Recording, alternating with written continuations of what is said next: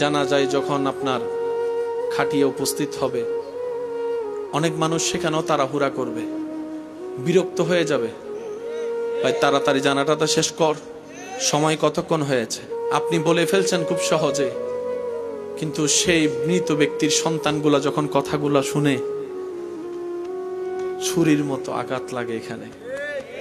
কারণ সন্তান চায় বাবাকে আরেকটা মিনিট যদি রাখা যায়, আরেকটা মিনিট যদি কবর না দিয়ে রাখা যায়। পৃথিবী এত ব্যস্ত, 2টা মিনিট সময় দিবে না।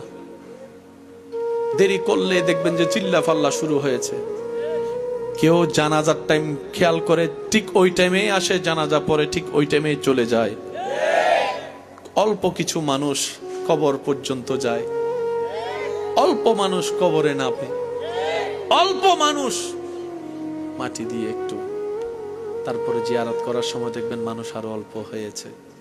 সেজন্য এই পৃথিবীতে যত দিল লাগাবেন তত আপনি কষ্ট পাবেন। লিখে রাখেন, লিখে রাখেন, লিখে রাখেন।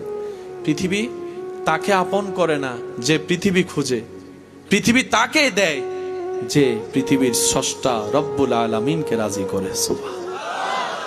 3টা কাজ করলে আপনি আল্লাহর প্রিয় বান্দা হয়ে যেতে পারবেন। সূর্য বলেন, সাগর, মাটি, এই 3টার মতো হন। সূর্য যেরকম আলো দেওয়ার সময় আপন পর দেখে না, আপনার মনকেও সেভাবে আপনি উন্মুক্ত করে দেন। দয়াকে, মায়াকে, ভালোবাসাকে উন্মুক্ত করে সবাইকে দেন, সবাইকে দেন, সবাইকে দেন। সাগর যেরকম পৃথিবীর সব কিছুর ময়লা, নালা হয়ে খাল, খাল হয়ে জোয়ার ভাটাতে নদী, নদীতে জোয়ার ভাটা হয়ে সাগরে যায়। পৃথিবীর সব ময়লা সাগরে। সাগর পৃথিবীর ময়লাকে আপন করে নিয়ে পৃথিবীকে পরিষ্কার রেখেছে। আপনিও ঠিক তেমনি ভাবে সবার কষ্ট দুঃখ অন্তরে নিয়ে সবাইকে হাসিতে রাখেন। 3 নম্বর, মাটি। এই মাটিতে আপন হাঁটলেও মাটি চুপ, দুশমন দৌড়াইলেও মাটি চুপ, বেয়াদব যদি কুড়েও ফেলে মাটির মতো চুপ হয়ে যান। বিজয় কিভাবে আসবে আপনি কল্পনাও করতে পারবেন না। আল্লাহ কেন দেয় এরকম জানেন? আল্লাহ একটু পরীক্ষা করে দেখে বান্দা কি দুনিয়াতে ভেঙে যায় নাকি আমার দিকে তাকায় থাকে, আমি একটু দেখি।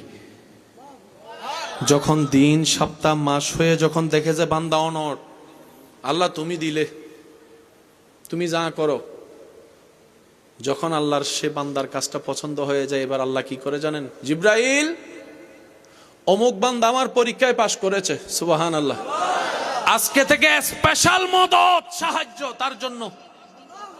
সেদিন থেকে আপনার জয় আর ঠেকায় কে? জয় মানে আপনি এখানে কাউকে মেরে লুতাই ফেলছেন, শোয়াই ফেলছেন, আপনি জিতে গিয়েছেন, এটা জয় নয়। আসল জয় কখন জানেন? আপনি যখন শান্তিতে টেনশন ছাড়া ঘুমাতে পারবেন। আপনার সফলতা কোথায় জানেন? আপনার এক কথায় আপনার স্ত্রী, সন্তান, ছেলে মেয়ে জান কুরবান করে দিবে, তোই হবে আপনার জীবনের সফলতা। আপনার কথায় বাহিরে কেউ উঠতেছে না, ঘুরতেছে গুলো না, সবাই সাথে। বুঝতে পারছি? মারা গেলে আপনার বউটা না সাথে থাকবে, সন্তানে না সাথে থাকবে, যদি ভদ্র হয়, আদবদার হয়। আপনার আসল সফলতা কোথায় জানেন?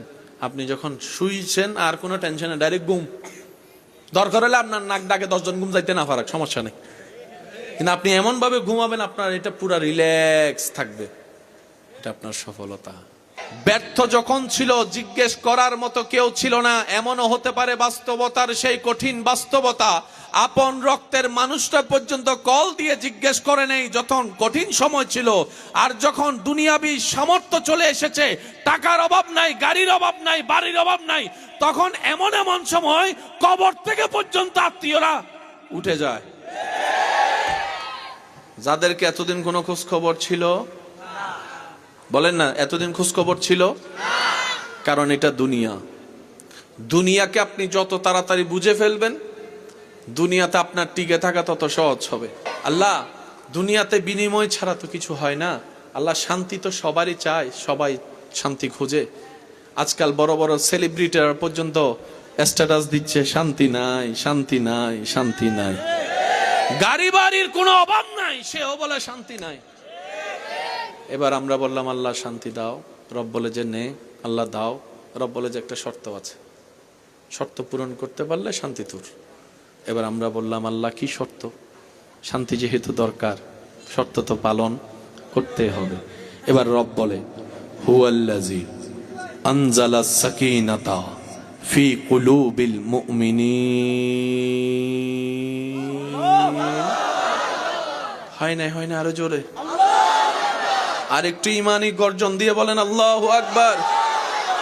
রব বলে হুয়াল্লাযী আনজালাস সাকিনাতা ফি কুলুবিল মুমিনিন, আমি শান্তিদাতা, যার তার হৃদয়ে অন্তরে শান্তির মতো দামি সম্পদ দিই না। আল্লাহ কাকে দিবা? রব বলে যে মুমিন হবে শান্তি তার জন্য, যে মুমিন হবে প্রশান্তি তার জন্য। সুবহানাল্লাহ বলতে থাকেন। যে মুমিন হবে ইজ্জত তার জন্য, যে মুমিন হবে পারিবারিক শান্তি তার জন্য, যে মুমিন হবে দুনিয়া আখিরাতের ইজ্জত শান্তি তার জন্য, তার জন্য, তার জন্য।